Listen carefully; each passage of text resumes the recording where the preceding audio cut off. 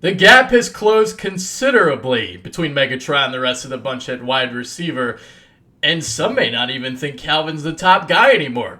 But I'm not ready to take him off that pedestal just yet. It was after Calvin, however, where I had a lot of trouble positioning the rest of the Chipmunks. I've been going back and forth for weeks about who to go with 2 through 5, and hell, I might even change my mind again by the time the season starts. But before I get to those guys, let's talk about what I look for in a wide receiver. Obviously, you need soft hands, not catching the ball with your body, having the concentration to haul in a pass in traffic, and making acrobatic one-handed snags when a throw is off the mark. There's route running, like a good pitcher who doesn't tip what he's throwing. A good route runner makes every pattern look the same for the first 8 yards. You have to be able to deceive the defensive back and keep them on their heels using speed, quickness, and craftiness. Awareness, knowing where the first down is, coming towards the ball and not waiting for it. Catching a pass at its highest point, finding open areas in zone coverage, and seeking open lanes after the catch to gain extra yardage. Body control, knowing where the sideline is, adjusting to poorly thrown passes, and having the vision and pivoting your body properly so you can quickly turn upfield and find the open lanes to gain yardage after the catch. And finally, versatility. There are possession receivers and deep threats. The ones that can score in the red zone and from anywhere on the field are gems. So let's talk about Calvin for a little bit. I gave him a rating of 9. If you watch my quarterback videos, you know that 9 is the elite of the elite. But he's been as high as 9.5 in years past. So there has been a drop-off. But again, not to the point of having another receiver leap over him just yet. He's going to be 30 in September, and a bulky ankle cost him 3 games a year ago.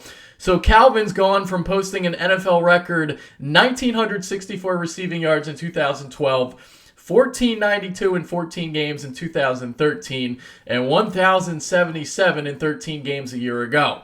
So if he can play a full slate of games, is he going to be in the 1,400 to 1,500 range? Or will we see his numbers start to slide in the 1,200 range? I still think he's got a few elite years left in him. At 6'5", 235 pounds, Johnson is a tight end in a receiver's body. And he can run the 40 in the 4.4 range, which is just absolutely ridiculous. He's nearly impossible to cover one-on-one, especially in press coverage, because he's too strong to redirect. So he's tough to cover on the short to intermediate routes due to his strength and can break away from the defense on the slant and crossing patterns using his burst. He's also obviously extremely difficult to defend vertically because of that speed. I have a shocker at number 2. I don't know if this is going to surprise guys. I have no idea, but I have Odell Beckham slotted there. So I'm expecting some heat. I don't know. I'm also breaking the mold with him for my rankings because I never rank a second-year receiver this high. I go by the prove it to me for 2 full seasons philosophy because, well, Cordarrelle Patterson is a perfect example of this logic. And to top it all off, he didn't even play a full season. He caught 91 balls for 1,305 yards and 12 scores in just 12 games. But there's something very, very, very special about Beckham. I mean, very, very special.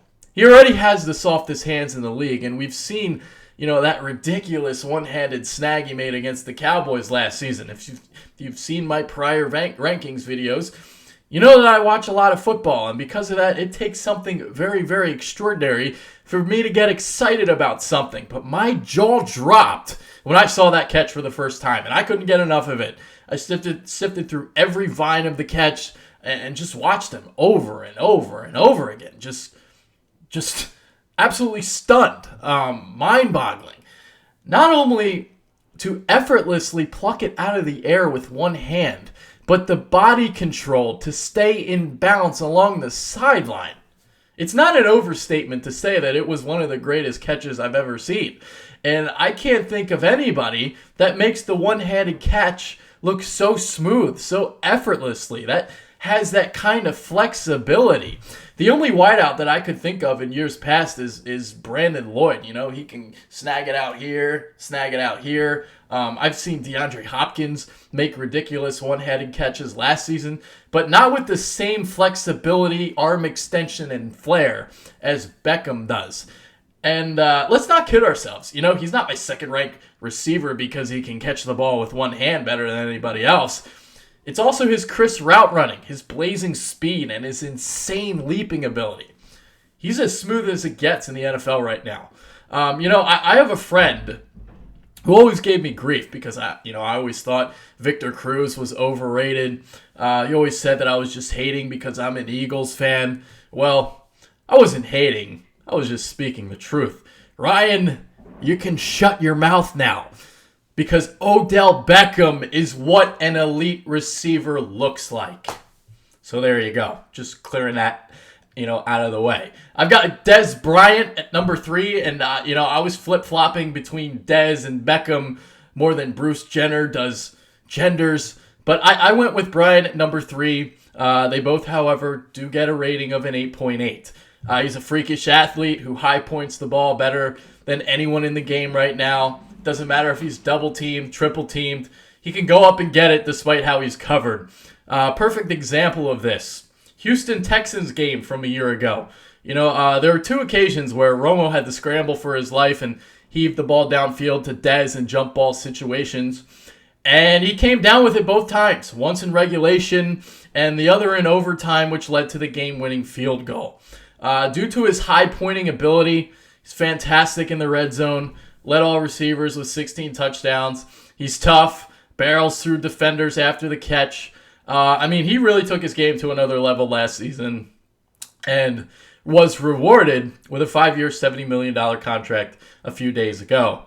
Antonio Brown checks in at number 4, and he's a guy that shot up my rankings the more and more I watched him this offseason. He's just 5'10", 186 pounds, but, that smaller stature didn't stop him from leading the league in yards and receptions, tallying 129 catches for 1,698 yards. Exceptional route runner, uses his insane quickness in and out of breaks, and that shiftiness makes him very, very tough to bring down after the catch. So when you combine the quickness with his excellent vision, he's the league's most dangerous receiver in space right now. Demaryius Thomas is number 5 on my list, and like Brown, I gave him a rating of an 8.7. His 111 catches and 1,619 yards were franchise bests, and he joined Jerry Rice and Marvin Harrison as the only pass catchers to eclipse 1,400 yards and 10 scores in 3 straight seasons. He's a big, explosive receiver who has the strength to beat press coverage and the speed to get vertical and separate. He also, has that strength, and he uses that strength and speed to his advantage in the screen game and has the ability to score from anywhere on the field. Also a very, very good blocker. AJ Green is number 6, and he's been a guy I usually pencil in the top 5, and he's been as high as number 2 in years past. But I just couldn't put him ahead of anybody else up there. Granted, Andy Dalton isn't doing him any favors. His fellow wideouts aren't doing him any favors because he's consistently double-teamed. I still rated him as an 8.7, just like Brown and Thomas. But he's number 6 right now. He missed 3 games and parts of 2 others last season due to toe and bicep injuries and was limited to 1,041 yards on 69 catches. Then missed the postseason due to a concussion. Julio Jones, number 7 on my list.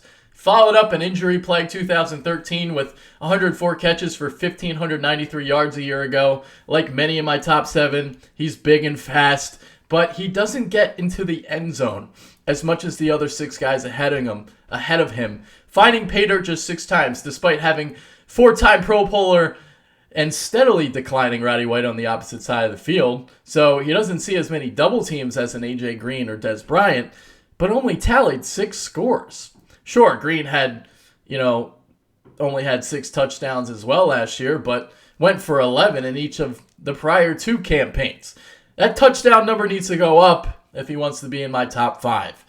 With all that being said, however, he's still outstanding, so I don't want to make it seem like I'm bad-mouthing him, but that's what separates the top 6 between Julio Jones.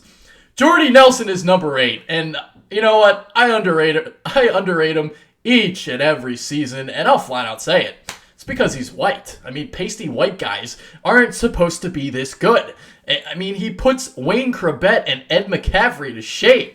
But let's not get it twisted, though. He's not Don Hudson. He's not, Steve Largent. He's not Fred Biletnikoff. He's not Raymond Berry. He's not Crazy Legs Hirsch. But those guys are from the 50s, 60s, and 70s. Jordy Nelson is right here and right now. So I guess, white men can catch. He's a serious home run threat who totaled 8 catches for 40 or more yards and 19 for at least 20 a year ago. He had 4 TD catches of 60 or more yards, and it was really 5 because another one went for 59. And hell, number 8, I'm probably still underrating him.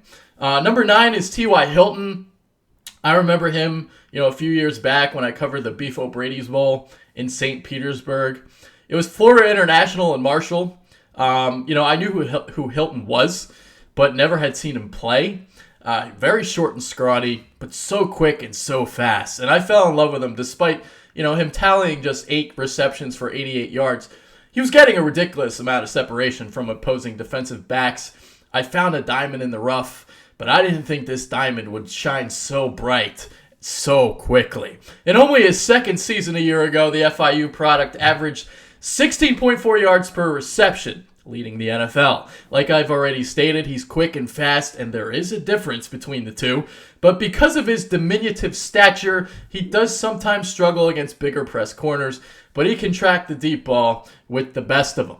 As you'll see below, there is a precipitous drop from the top 9 to number 10 and the rest of the receivers. Nelson and Hilton are both 8.4s, but my 10th ranked wideout, Brandon Marshall, was given an 8.1. And you know what? He was a tough guy to place because he's 31, coming off an injury-riddled and disappointing 2014 campaign. But he had 2 huge seasons in Chicago the 2 prior years leading into 2014. So can he get back to that level? Honestly, not if Geno Smith is throwing him passes, but I do expect a bounce back this year. He's never possessed the greatest speed, but he uses his body well when he works inside the hash marks, running the slants and the deep end patterns. He's not afraid to haul in passes over the middle. He's probably the best blocker in the game right now, too, as a receiver. Randall Cobb, Mike Evans, and Alshon Jeffery are all rated as 8s and ranked 11th, 12th, and 13th, respectively. Cobb, very similar to Brown, very quick and elusive, and is very difficult to match up against in the slot. I have Evans ranked 2nd among that talent-rich receiver class that was 2014, that rookie class that was unbelievable. And hell, when it's all said and done, it might be the greatest rookie class ever. At 6'5", 230, Evans uses his frame well to box out defenders. I like him a lot. Johnny Manziel made Johnny Manziel look really, really good at Texas A&M now, didn't he? Jeffery isn't fast, but makes contested catches, and like Evans, knows how to position his body. He might be the best at hauling in the ever-growing in popularity that is the back shoulder throw. DeAndre Hopkins, 14. Jeremy Maclin, 15. DeSean Jackson, 16. Golden Tate, 17. Larry Fitzgerald, 18. Andre Johnson, 19. And Emmanuel Sanders is number 20. As a Philadelphia fan, I always had Maclin ahead of Jackson. Because, to me, DeSean has always been a one-trick pony. Maclin can do a little bit of everything. But how much of Macklin's 2014 breakout season was him or Chip Kelly's offense? Maclin had never gone over 1,000 yards before playing for Chip. And now he's in Kansas City, which possibly has the worst receiving core in the NFL. The elusive Tate stepped up when Johnson missed the time last season, finished 6th in the NFL with 1,331 yards. I'd say he's more than Calvin's sidekick. Very good after the catch, just like Antonio Brown in that aspect.